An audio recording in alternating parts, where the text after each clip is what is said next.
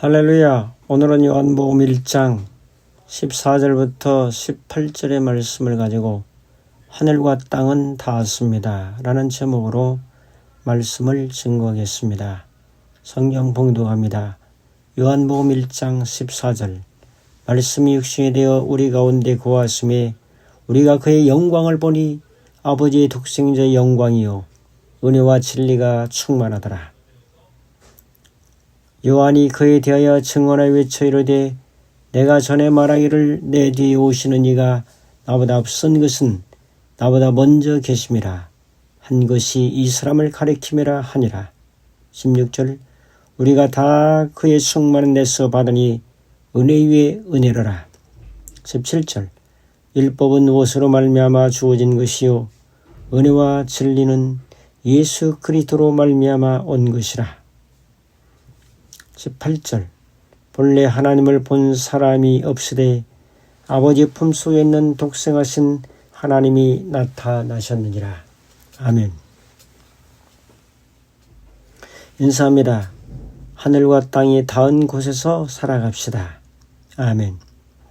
20세기 최고의 포크송 그룹으로 불리는 사이먼 가펑클은 1960년대 가장 많은 앨범 판매한 최고의 그룹이기도 합니다.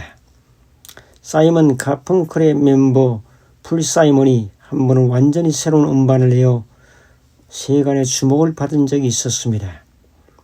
이 음반은 아프리카 전통음악을 접목한 새로운 앨범으로 대중과 평론가들의 관심을 한꺼번에 사로잡은 성공적인 앨범이었습니다. 그런데 한 유명 토크쇼에서 평소 사이먼 가펑클을 좋게 평가하지 않던 평론가가 다음과 같이 비꼬는 투로 질문했습니다. 당신의 음악은 아프리카 전통음악을 그저 가져다가 응용한 것뿐입니다. 새로운 것을 창조한 게 아니잖아요. 누구나 할 수 있는 쉬운 일이라고 생각합니다. 사이먼은 이 질문에 다음같이 받아쳤습니다.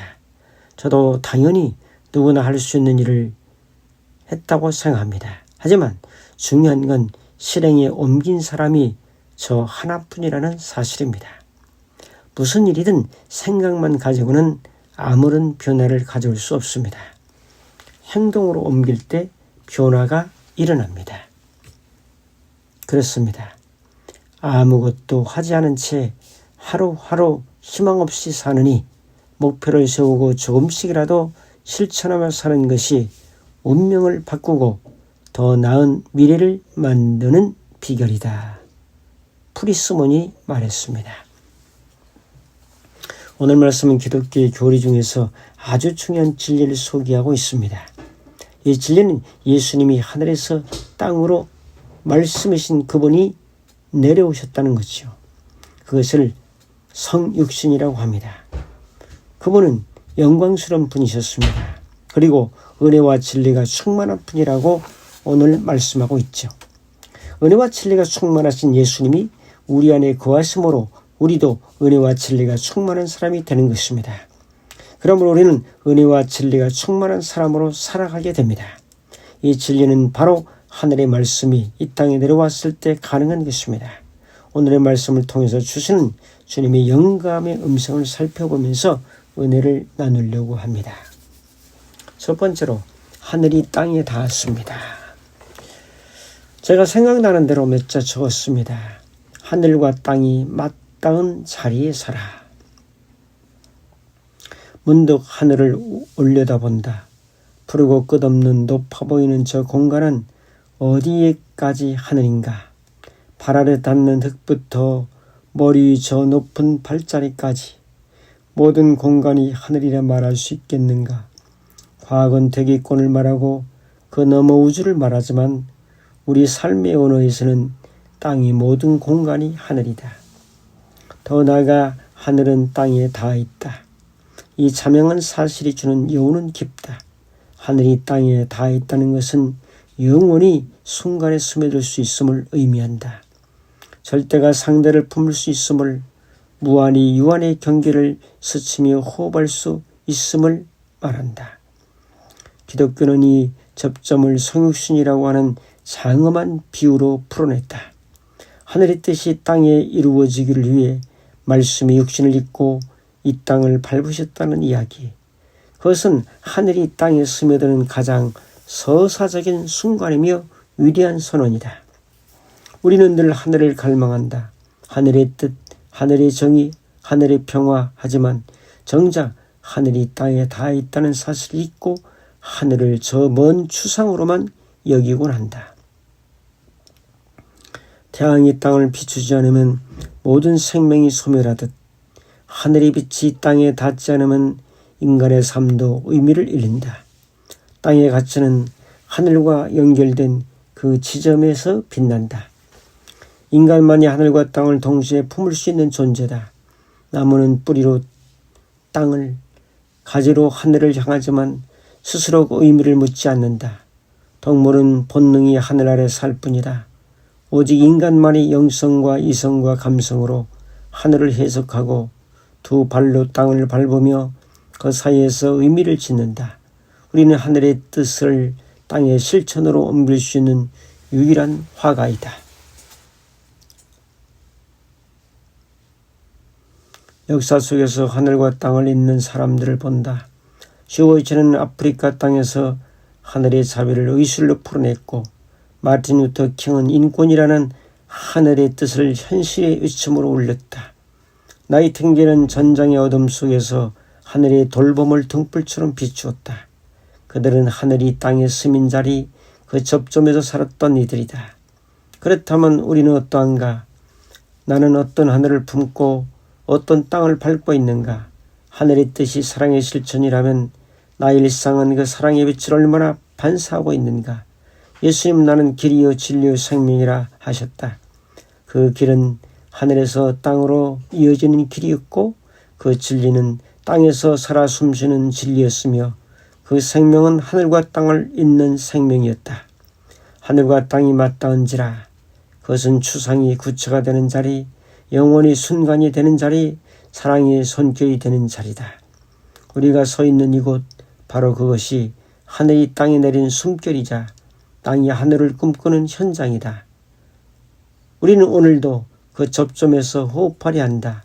하늘을 품은 채 땅을 걷고 땅의 먼지를 떨며 하늘을 바라보는 삶, 그 사이에서 진리가 내 발밑에 스며들도록 내 작은 실천이 하늘의 뜻과 하나가 되도록 오늘도 묵묵히 한 걸음 한 걸음 걸어간다. 자, 이상이 하늘과 땅이 맞닿은 그 맞닿은 것이 바로 내가 서 있는 것이고 그곳에서 하나님의 진리가 실현되는 것이다 하는 것을 몇 자 에세이식으로 적어보았습니다. 두 번째 살펴볼 것은 하늘의 말씀이 이 땅 육신으로 내려오셨습니다. 14절에도 말씀이 육신이 되어 우리 가운데 거하시매라고 말씀하고 있죠. 그래서 작은 첫째로 하늘의 말씀이 육신을 입으셨습니다. 여기 말씀 로고스라고 하는 말은 1절에서 하나님과 함께 계셨던 그 말씀이신 하나님이십니다. 그분이 육신이 되셨다는 것은 단순히 사람의 탈을 쓰셨다는 의미가 아니라 진짜 인간의 육신과 인간의 성품을 가지고 오신 것을 의미합니다. 작은 두 번째로 하늘의 말씀은 우리 가운데 거하십니다. 거하신다라고 하는 것은 천막을 친다는 뜻입니다. 구약에서 하나님이 해막에 임재하셨던 의식을 표현하는 것이죠. 구약에는 성막의 지성소에 하나님이 임재하셨습니다. 신약에는 예수님이 우리 가운데 임재하셨습니다. 육신을 입고 임하셨습니다. 구약에는 동물을 제물 삼아 그 피를 하나님께 드리고 제사하고 속죄함 받았습니다. 신약에서는 더 이상 동물의 피가 아니라 예수님의 몸을 제물로 삼아 한 번에 제사 드리시고 죽으셔서 우리 모든 죄악을 씻으시고 부활하셨습니다. 그리고 새 생명을 주셨습니다. 그리고 성령을 보내주셨습니다. 이제 그분의 영이 우리 안에 거하십니다. 예수님이 살아계셨을 때는 육신으로 거하셨지만 이제 영으로 우리와 함께 계십니다. 놀랍지 않습니까? 작은 세 번째로 우리가 그의 영광을 보니 아버지의 독생자의 영광이라고 14절 하반절에 말씀합니다. 제자들은 예수님의 신성을 보았다고 고백합니다. 이는 눈에 보이는 광채가 아니라 십자가의 사랑과 겸손 속에서 드러난 하나님의 성품을 의미합니다. 구약의 영광이 구름과 불 가운데 나타났다면 신약의 영광은 나사렛에 못 박힌 예수님의 몸에서 나타납니다. 손과 발과 머리와 등의 채찍과 옆구리에서 그분의 영광이 나타나게 됩니다. 그건 세 번째로 하늘의 진리는 이 땅에 실현되어야 합니다. 이것이 바로 하늘과 땅이 맞닿은 진리 깨달음입니다. 하늘의 음성은 이 땅의 소리로 바꿔야 합니다. 하늘의 소리는 나의 귀에 들려져야 합니다. 하늘의 예수님이 이 땅에 낮고 천한 땅에 내려오신 것처럼 우리들도 하늘의 진리를 품은 사람은 낮고 천한 땅에 내려와야 합니다. 대제사장의 권위를 가지고 살지 말고 하늘이 땅에 닿는 것처럼 이 땅에 실현되어야 합니다. 하늘의 비행기가 공항의 활주로에 착륙할 때 그 진가가 드러나는 것입니다. 하늘을 날던 비행기는 땅에 닿아야 운항이라고 하는 목적을 달성할 수가 있습니다. 공중을 날던 까치는 둥지에 내려앉을 때 안식과 평안이 있습니다. 까치는 땅에 닿을 때 진정 쉼이 있습니다. 까치가 둥지를 지은 곳은 바로 땅과 연결된 나무이기 때문입니다. 그러므로 나무 위의 까치는 땅에 닿은 것입니다. 우리가 하늘의 진리를 깨달았습니까? 깨달음으로 끝난다면 안 됩니다. 하늘의 깨달음은 이 땅에 실천되어야 진정한 깨달음이 됩니다. 이것이 바로 성육신의 의미입니다. 하늘과 땅이 맞닿는다는 것은 하나님의 통치가 우리가 살아있는 현실 땅 위에 구체적으로 임재하는 임재와 회복을 의미하고 있습니다. 하늘과 땅이 맞닿는 것은 무엇입니까? 작은 첫째로 하나님이 임재하는 것입니다. 예수님이 하늘에서 땅으로 임한 것은 주님의 임재가 나타난 것입니다. 그 다음에 작은 두 번째로 하나님과 소통이 일어난 것입니다. 이제는 하늘은 하늘대로 땅은 땅대로 살았던 시대가 끝나고 하늘과 땅이 닿았습니다. 너와 내가 원수였던 곳에서 이제는 화해의 손을 잡은 것입니다. 불통으로 살았던 자들이 이제는 소통으로 바뀌는 삶입니다. 창세기 28장 12절에 꿈에 본즉 사닥다리가 땅 위에 섰는데 그 꼭대기가 하늘에 닿았고 또 본즉 하나님의 사자들이 그 위에서 오르락 내리락 하고, 이것은 야곱이 광야에서 꿈을 통해 본 장면이기 때문입니다. 하늘과 땅이 사닥다리를 통해서 연결되어 있으며 하나님이 우리의 삶의 현장에 연결되어 있고 예수님이 하늘에서 이 땅에 내려오심으로 하늘과 땅이 맞닿다는 진리를 우리에게 깨우쳐주고 있습니다. 자, 세 번째로 하나님의 통치가 임하는 자리입니다.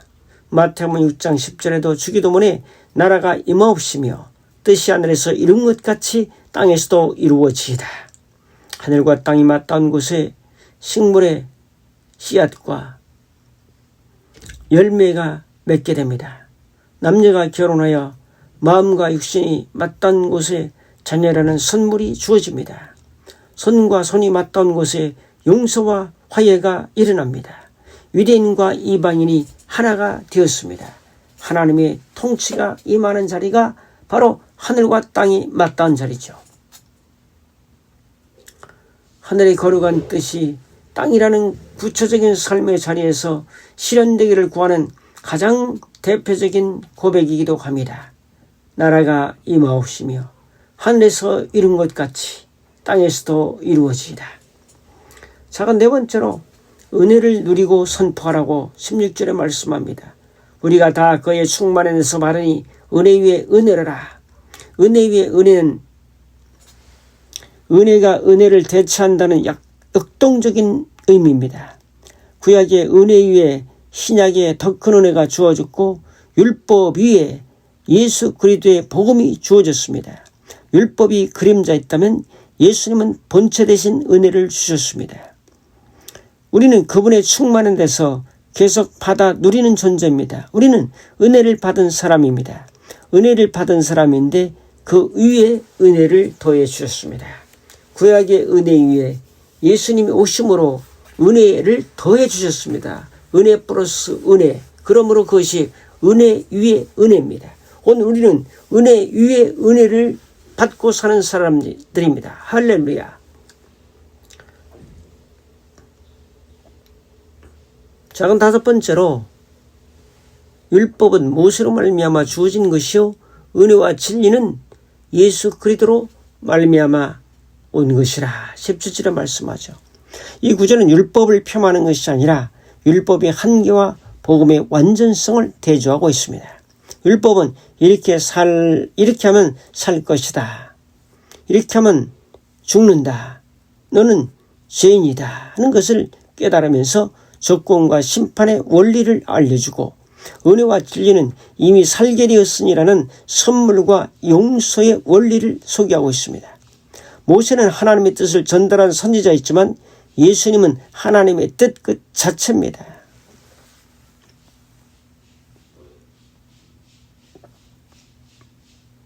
일본의 마시스다 고노스케 일화를 우리는 잘 알고 있습니다.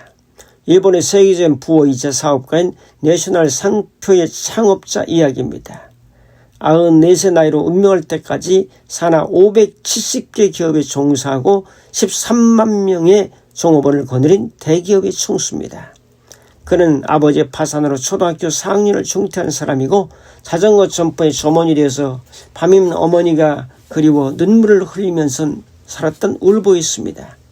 그러던 그가 85년이 지난 후 일본 굴지의 기업의 총수가 되었는데 한 직원이 마시스다 회장에게 물었습니다. 회장님, 이렇게 큰 성공을 어떻게 거뒀습니까? 마시스다 회장은 자신의 세 가지 하나님의 큰 은혜를 잊고 태어났다고 말했습니다. 그 큰 은혜란 첫째, 가난한 것, 둘째, 허약한 것, 셋째, 못 배운 것이었습니다. 그 소리를 들고 깜짝 놀랐죠. 나는 가난 속에 태어났기 때문에 부지런히 일하지 않고는 잘 살 수 없다는 진리를 깨달았네. 그 다음에 둘째로 약하게 태어난 덕분에 건강의 소중도 일찍이 깨달아 몸을 아끼고 건강에 힘써 지금은 90살이 넘었어도 30대 건강으로 겨울철 냉수 마찰을 한다네. 그 다음에 못 배운 것, 초등학교 4학년 중퇴했기 때문에 항상 이 모든 사람을 나의 스승으로 받들어 배우는데 노력하여 많은 지식과 상식을 얻었다네. 자기의 약점을 불행으로 여기지 않고 그것을 오히려 성공과 성장의 기회로 삼았다는 이야기죠. 결단 및 적용합니다. 하늘과 땅은 맞닿습니다. 하늘의 뜻이 이 땅에 펼쳐집니다. 하늘의 뜻을 땅 위에 수치화를 그리면서 우리는 그림을 그려낼 것입니다. 하늘의 진리를 하늘과 땅이 맞닿는 이 자리에서 오늘 현재 말씀으로 성령으로 실현하면서 살아간다면 은혜 위에 은혜가 충만하고 독생자의 영광을 보면서 승리하는 놀라운 역사가 나타나게 될 것입니다. 그분이 바로 예수요, 그분의 영이 바로 성령님이십니다. 이런 은혜 위에 은혜를 가지고 하늘과 땅에 닿는 그 지점에서 믿음과 소망과 사랑으로 승리하며 살아갈 수 있는 은혜가 함께하기를 주님의 이름으로 축복합니다. 감사합니다. 고마우신 주님, 하늘과 땅이 맞닿았다는 이 진리 앞에 머리 숙여 하늘의 뜻이 이 땅에 실현되며 살아갈 수 있도록 주님 함께 하심을 믿고 감사하며 예수님의 이름으로 기도합나이다. 아멘.